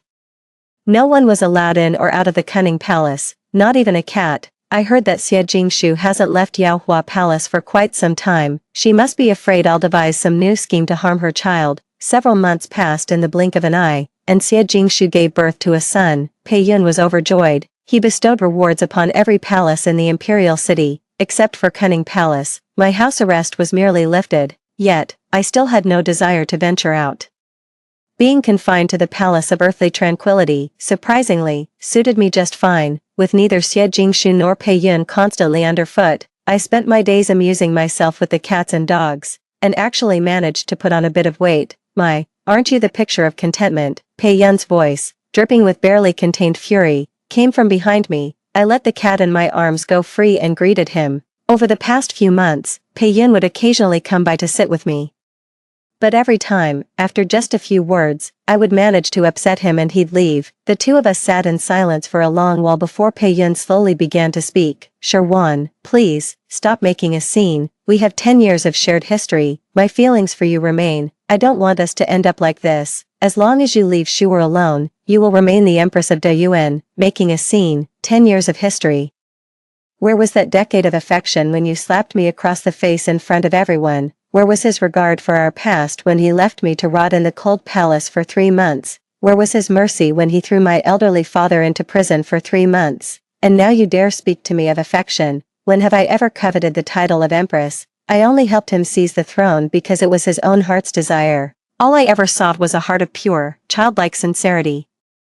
I lowered my gaze, silent, and turned my head away, unwilling to even look at him. Pei Yun lost his patience. Do you truly wish to avoid seeing us? To avoid speaking with us so much? We have already humbled ourselves before you. Can you not meet us halfway? After a long moment, I sighed. Your Majesty, do you truly believe we can ever return to how we once were? Ever since you brought Xie Jingshu back to the palace, a chasm has lain between us, one you yourself carved. Moreover, she is the one who truly holds your heart. Why then do you trouble yourself to waste your time here with me, your humble consort? So, even as the Empress of Deyuan, I'm just a shield for her, aren't I? Pei Yun's face darkened. He stared at me for a long moment before turning and storming off. Watching his retreating figure once more, not a single ripple of emotion stirred within my heart. Your Majesty, it is time for the meal. Nianxia spoke cautiously.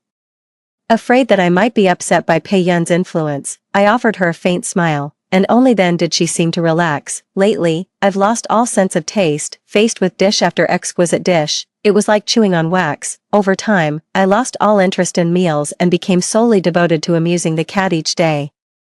The system had previously prompted me to find a way out of the Cunning Palace to advance the plot, yet I remained unmoved. It was likely frustrated by my lack of initiative and hasn't made an appearance for a long time. By decree of Pei Yun, the son of Xie Jingshu was named Crown Prince. Once again, I, the Empress, became the subject of common gossip. My father intended to rally the court officials and protest once more, but I stopped him. I know Pei Yun's temperament.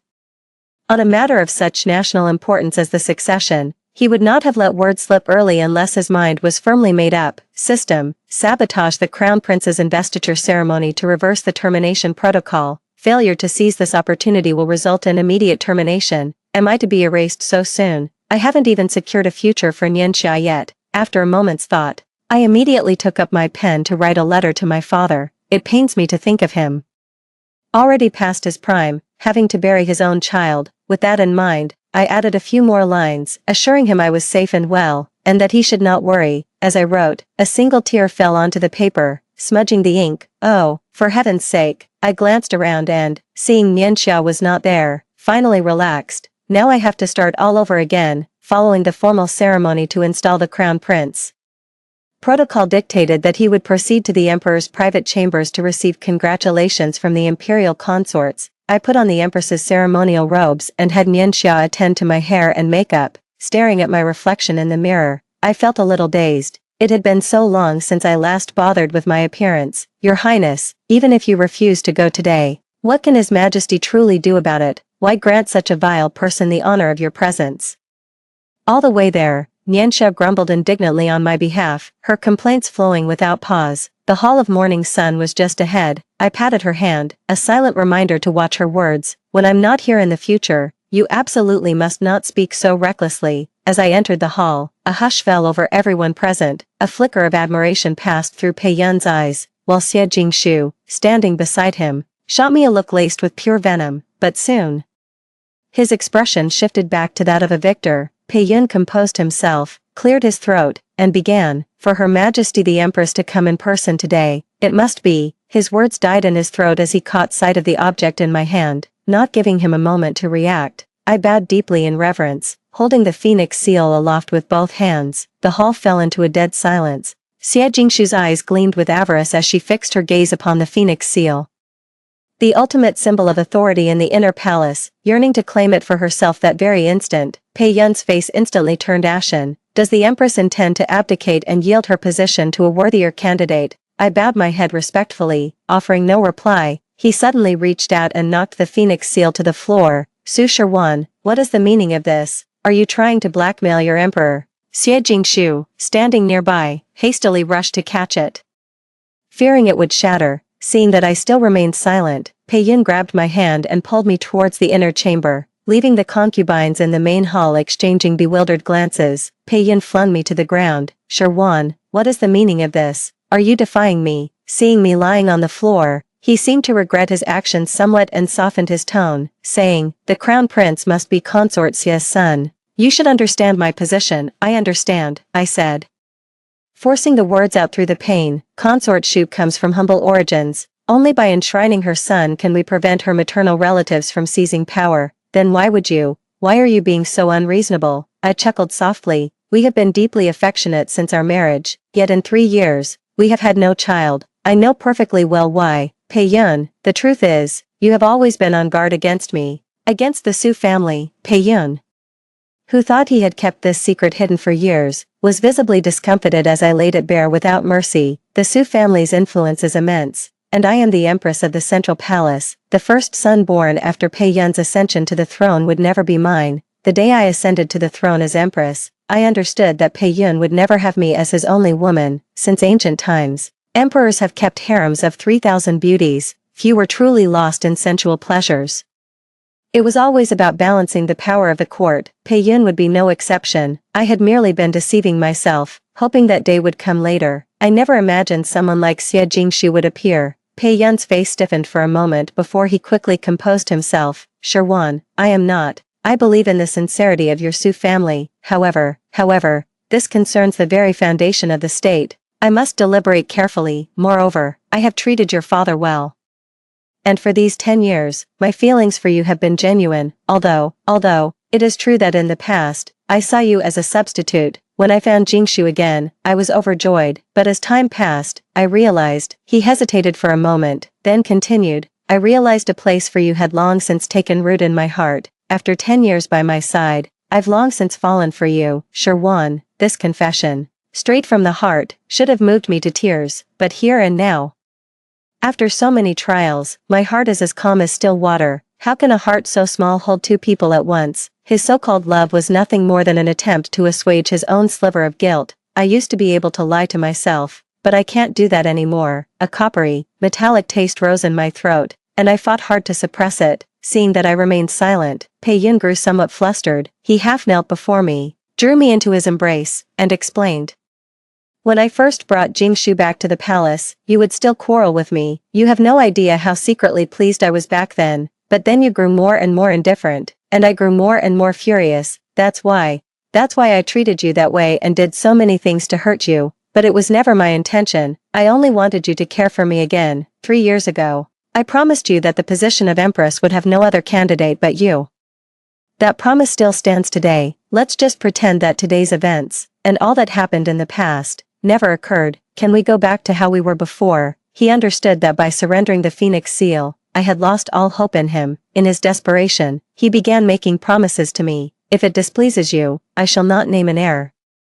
I will have Xie Jingshu moved to the farthest wing of the palace, so you need never see her again. It was all my fault in the past, for being such a scoundrel and causing you so much pain. Won't you speak to me, please?" It had been so long since he last held me like this. I used to love nestling in his embrace, where he always carried the scent of ink and old books. Now, I felt only revulsion. A cold, mocking smile curled at the corner of my lips unbidden.